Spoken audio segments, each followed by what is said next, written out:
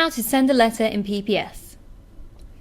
When logged into PPS, you can either use the taskbar on the left-hand side under Activities, where you'll see Send a Letter, or navigate to the taskbar at the top, click Activities, and in that drop-down menu, you'll see the same option to send a letter. Clicking either of those options will bring you to the same window here, where you can then start preparing your letter.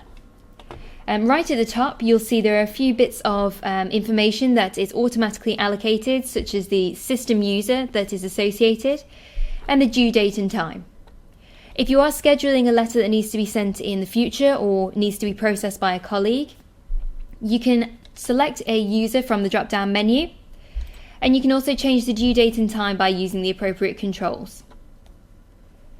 Just underneath there, we can then choose who the letter is going to or who it's associated to.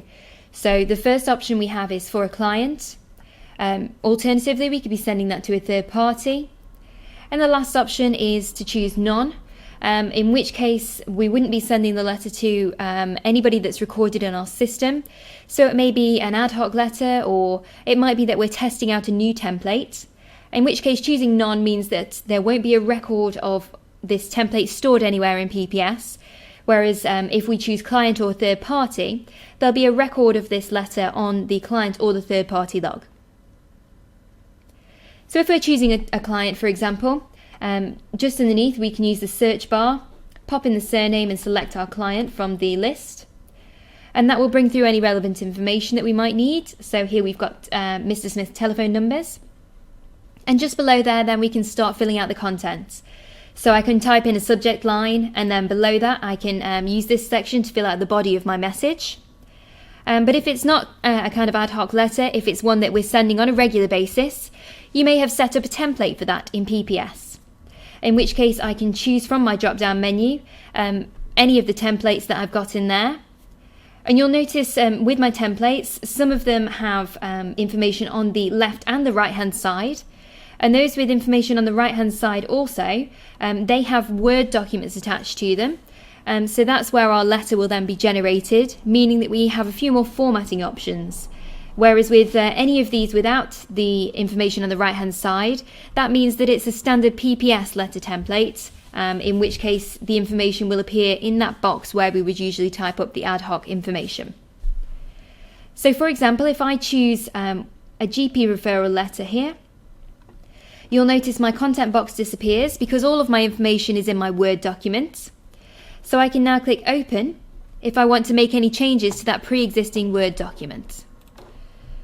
So what that will do is open my letter up in my Microsoft Office program, where you'll see I've got my template pre-set up, so I've got my letterhead at the top here, and it's automatically filled in any information that it can get from the client log.